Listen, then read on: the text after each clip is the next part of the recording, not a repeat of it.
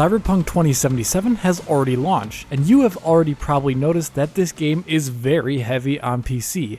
And that is a great thing, as this game is geared towards computers of the future and will only get better looking as time goes on. But for the computers of the here and now, this video will try to provide you with the knowledge as to which settings are the best for their performance and visual return. So in this video, I will be making optimized settings, presets for standard graphics without ray tracing, and a preset for ray traced graphics. But before I do that, I need to describe my methodology real quickly here. To derive these settings, I have used a test PC with a Core i9-10900K, RTX 3090, 32GB of DDR4 at 3200 MHz, and a 3.5 GB per second NVMe drive. This does not represent a mainstream computer at all, but the cost of settings I mentioned in this video will scale downward proportionally to lower GPUs and CPUs. So my optimized settings will be valid for most PCs out there. The second thing I need to mention is that the optimized settings I make will be preferring quality over performance at specific moments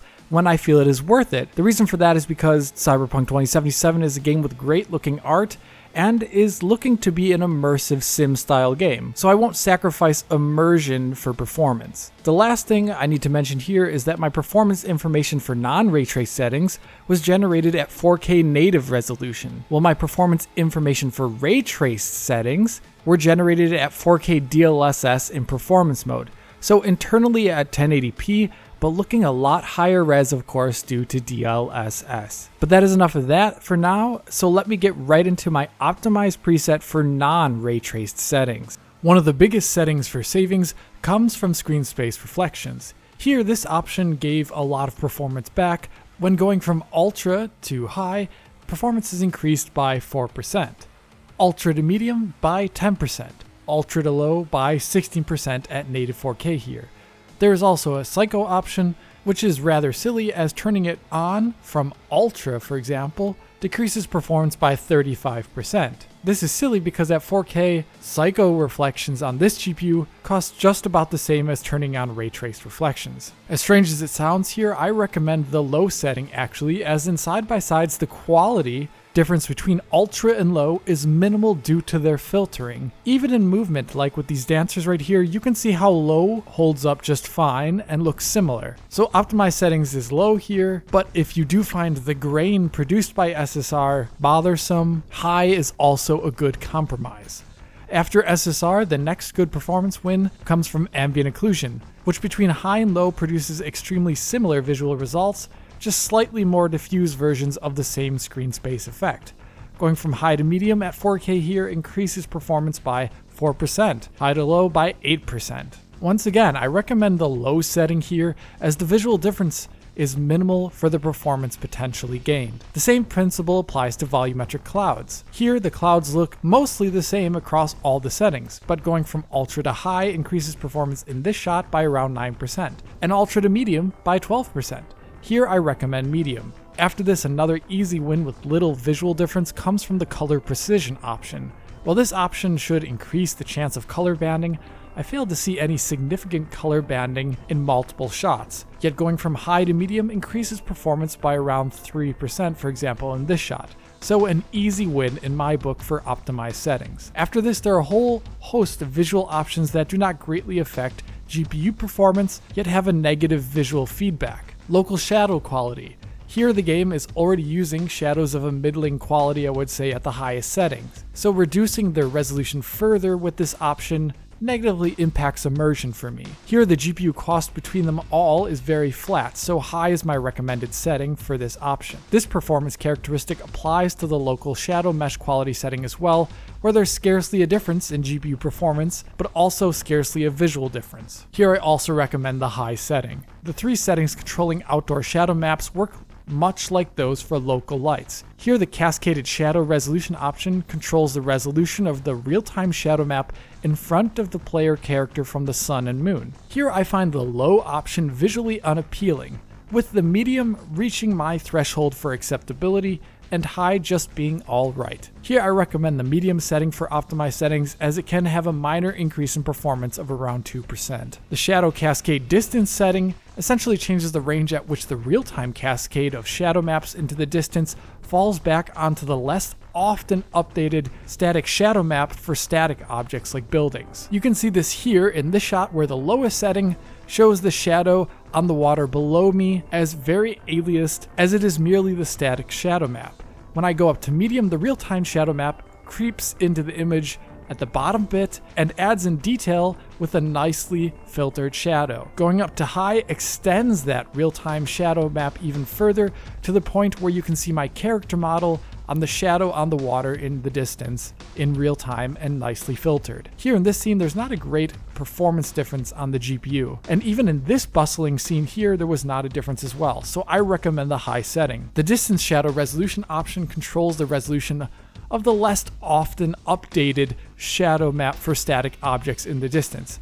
It is already rather aliased and kind of low resolution at the high setting. The medium setting then decreases the resolution further, and I measured a minimal difference in frame rate. Here I recommend the high setting. Contact shadows have a large impact on visual quality, as many lights use these screen space shadows to add in shadow detail where there would otherwise perhaps be none. Like here on this character here. This setting, as you can see, has a big impact on visuals, but in the end, even at 4K native, it has an incredibly minor cost that is swallowed up by the rest of the scene. Here I definitely recommend the on setting.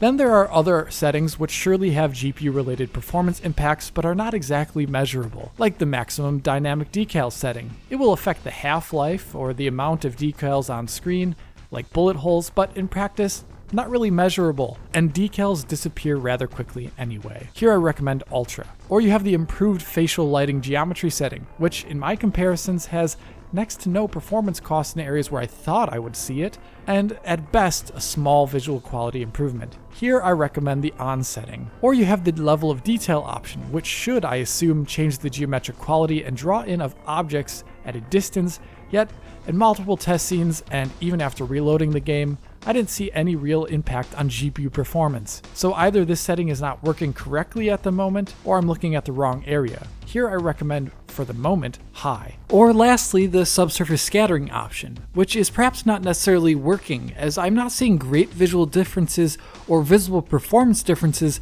when changing it in-game.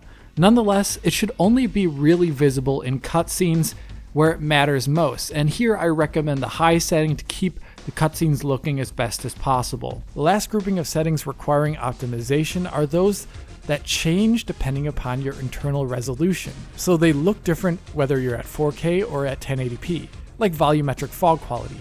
Here this setting controls the resolution of volumetric fog in the game, with the higher settings decreasing edge aliasing like you can see on this light here, and making it more stable should the camera move. Like I mentioned, this setting is tied to your internal resolution, so medium at 1080p will look a lot different and more aliased than medium at 4K. Using the 4K numbers here, ultra to high increases performance by 2%, ultra to medium by 10%, and ultra to low by that same 10%. Here my recommended settings will depend on your internal resolution.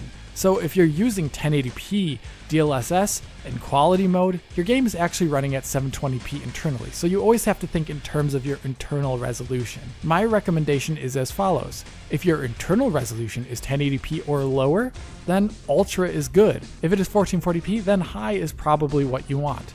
If it is 4K, then medium is just fine. Like the volumetric resolution quality, mirror quality scales with your internal resolution. Looking at it in DLSS at 4K with an internal 1080p resolution, it's possible to see how going from high to low decreases the resolution of the very rare mirrors in the game, which presumably use a form of render to texture tech. At 4K, going from high to medium increases performance by 24%, and high to low by 38%. This setting is heavy, but these moments when mirrors are visible are very rare and you have low interactivity anyway, so a lower frame rate does not bother too much, I would say. Here in the preference of quality, I recommend the high setting at 1080p, the high setting at 1440p, and the medium setting at 4K. In terms of post-processing options, these are simple on and off features, and are left up to you, the viewer, should you actually like them. For this game, I think depth of field, motion blur, and lens flare look great, but film grain and chromatic aberration are more acquired tastes. but that is really up to you, and you can do what you want for your own settings. Regarding image quality options, one of the first things I would like to report here is that currently the dynamic resolution scaling is not working like it perhaps should or as I expect. Usually, I would think that setting the target FPS to 60 will increase or decrease the resolution to the necessary amount to hit that FPS target. In this game, you can also set the minimum resolution, which I would think would be a stopping point where res would drop no further beyond this, and instead frame rate would drop in its place. But it does not seem to work that way. First of all, turning on VSync on or off affects what dynamic resolution is doing. So check this scene here. VSync is on the left and off on the right. And you can already tell that VSync for some reason is lower resolution. As I zoom in for demonstration purposes, this is rather obvious. VSync really shouldn't affect your resolution, so I'm not sure what's going on here. There's also another problem which you can see in this image here. On the left, we have the minimum resolution set to 50% at native 4K in a scene where native 4K resolution was only a tiny bit under 60 FPS here. On the right, we have the minimum resolution set to 85%. The way I think DRS works tells me that both these settings should produce the exact same pixel count, as the minimum resolution is not required for either to get up to 60 FPS. They both essentially just need tiny drops of resolution, yet the image on the right is clearly much higher res. And without VSync on here, both are running extremely similarly. So why is the lower res one running so much worse just because the DRS minimum was set to lower? This is not working the way I think DRS should actually work. And it's not opaque. And I imagine people using this option will have the resolution dropping lower than necessary for nonsensical reasons that they don't understand. I do not recommend turning on this fidelity effects dynamic resolution setting on at the moment. The other image quality options are DLSS, which we know and have come to love, and fidelity effects sharpening plus upscaling. And here I heavily recommend using DLSS for RTX cards if you have one, and I can only recommend fidelity effects sharpening plus upscaling if you really like image sharpening. Fidelity effects here is nothing more than just a sharpener, and it does nothing more. For example, I set fidelity effects sharpen to an internal resolution to match the performance of DLSS in performance mode as closely as possible. In this scene, DLSS performance mode is actually running it even a little bit better. If you look, DLSS is actually reconstructing the image, making it look much higher resolution like 4K. Well, the fidelity effect sharpening is just a lower resolution with sharpening, and it's pretty obvious. As I've said in the past, these options are not at all to be compared, as they do completely different things altogether. In terms of reasonable levels of quality for DLSS, I recommend quality mode for those who want to play the game at 1080p, balance mode for those who want to play the game at 1440p, and performance mode for those who want to play the game at 4K. And that is that for my non-ray traced optimized settings. This is the entire list of them, as I see it, with some variation depending upon your chosen internal resolution. All in all, in a completely GPU-bound scenario, at native 4K, the optimized settings I have made in the scenes such as this can save 35% performance versus the Ultra preset, or around 5 milliseconds of GPU rendering time being shaved off in total. And I say it doesn't look that much worse. Good savings while retaining the primary quality. Now on to ray traced optimized settings building off of these ones.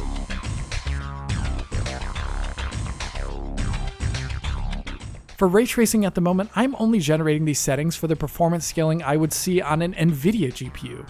AMD GPUs will probably scale very differently. Also, I will be displaying the ray trace settings individually here. So when I show ray traced reflections like here in this example, it is ray traced reflections only, and none of the other RT settings are on. This is important to mention as RT effects will not have completely additive performance considerations, as turning on one RT effect already starts building the BV8 structure that all other RT settings will share anyway. But enough of that, and let's get started with the Ray Trace Shadows option, which I will recommend being set to off for my optimized settings.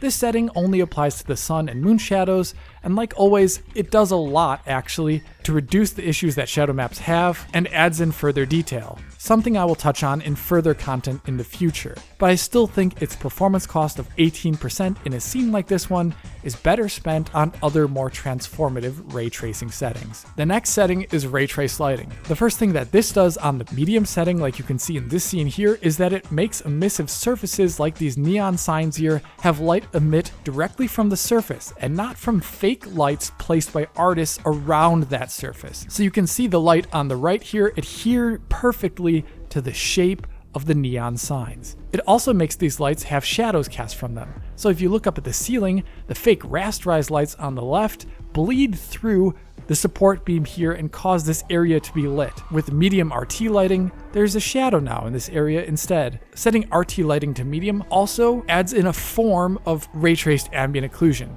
So in this scene, for example, here, the game's SSAO, or what kind of acts like an SSDO, leaves this area under the dumpster lit, as SSAO has no clue what's really going on there. RT lighting on medium, though, has a good idea of where the general lights in the scene are, and fills that area underneath the garbage bin with shadow like it should. Setting RT lighting to medium also makes the entire sky light into a giant area light, so the streets get properly bathed in indirect lighting from the sky. This modifies the game's pre-existing global illumination system as well. So like in this scene here, you can see weird glowing and light leaks in the shadowed area where there's just stuff randomly glowing due to inaccuracies in the standard GI system. RT lighting on medium modifies this GI system to prevent this artifact, where the weird glow is eliminated and indirect shadows from the sky and skylight fill that area instead. Going from off to medium can decrease performance by 28%. Going up to the ultra setting for RT lighting, in my experience,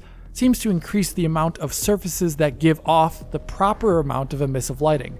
So in this scene here, you can see how this dark hallway with the emissive light behind the camera is further brightened up on the ultra setting over medium. Presumably, medium does not have enough rays to accurately capture the emissive lighting in the scene. Going from medium to ultra here decreases performance by around 3 to 4%. The last Psycho setting adds in a global illumination pass on top of the game's standard global illumination, where smaller global illumination effects can be shown. This is well demonstrated in outdoor areas where the local light hitting this wall, for example, is bounced onto the pavement underneath the wall on Psycho, where Ultra just has the sky lighting there. Or like here, where the sun is hitting these red and white concrete dividers and reflecting back reddish light onto the concrete in front of it on the right hand side.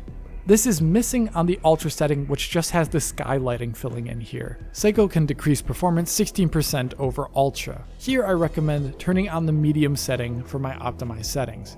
The last ray tracing setting is ray trace reflections, which does have in fact a great impact on the game's visuals, which I'll cover more in depth in future content. But as you can imagine, in a Cyberpunk game, reflections are pretty important. Here, RT reflections can reduce performance in a scene like this one by 38%. Now, I will recommend ray trace reflections for my optimized ray trace settings, but that makes my optimized ray trace settings quite heavy. If you personally do not think your GPU is up to snuff after you load up the game, then I recommend turning on RT lighting instead of RT reflections, instead of them both on at the same time, as RT lighting is going to have a more transformative effect on average. All in all, when fully GPU limited at 4K in DLSS performance mode compared to standard ultra ray tracing preset, my optimized settings plus the two versions of optimized RT settings, light and heavy, can increase performance by 8% or 30% respectively. In terms of milliseconds, those are nearly 2 milliseconds saved on the heavy optimized preset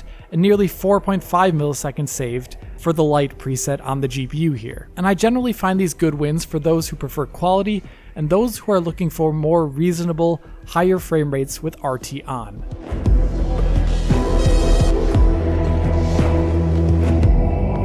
After my optimized settings, you as the viewer may have other factors like VRAM or your CPU getting in the way of your frame rate. In terms of VRAM, the game offers a texture quality option, which I have seen on average reducing the requested VRAM by around 600 megabytes when going from high to medium, and by more than 800 megabytes when going from high to low. Based on this game's performance profile though, I imagine most 8GB and even 6GB GPUs are going to be completely fine at non-ray trace settings at resolutions that run at playable frame rates on such cards. So basically your frame rate is going to get in the way before your VRAM probably does. The one area where I'm sure trouble will occur though is when ray tracing is turned on, which has its own VRAM cost. Like in this scene here, where regardless of the resolution, RT can add 700 megabytes of requested VRAM on top. So I imagine a 6GB RT card like the RTX 2060 will have to turn down textures to medium to make up for the extra cost in VRAM that RT has. Then you have CPU performance, which could also get in the way. Now my optimized settings here focused exclusively on GPU performance. When I pump down the resolution to less than 720p here, you can see how my optimized settings don't affect CPU related performance at all on the 10900K. Only the amount of GPU utilization is changing here and not the frame rate. This is further compounded on by the fact that the ray tracing itself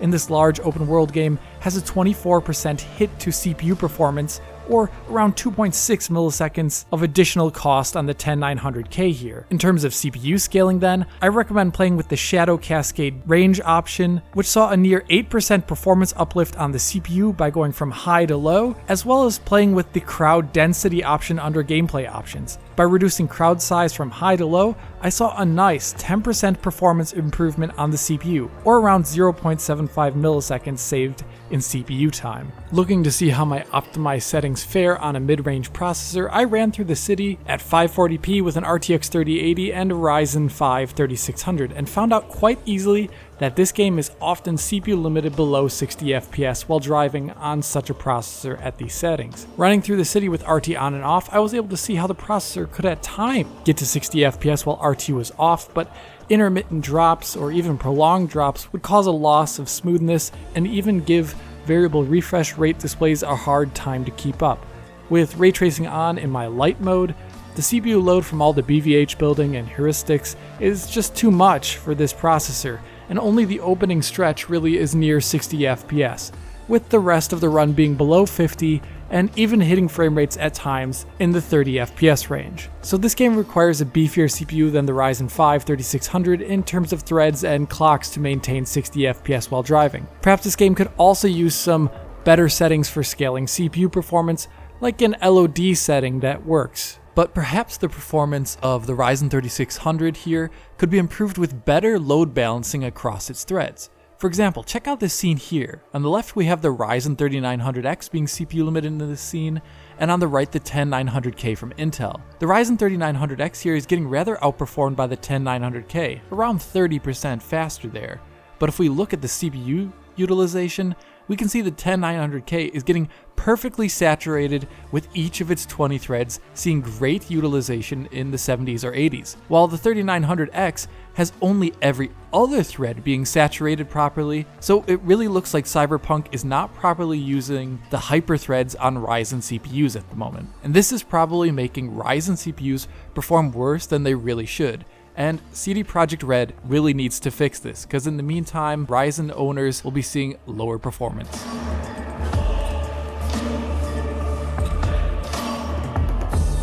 But yeah, there you have it. Some nice optimization wins here, and a general good idea of how CPU heavy this game is, even at visually optimized settings. If you found this video useful, please hit that like button and subscribe to the channel. If you're already a subscriber, then hit that little bell in the corner to be informed as soon as Digital Foundry posts a video. If you want to see this video in the highest quality possible, support us on Patreon to get it for download.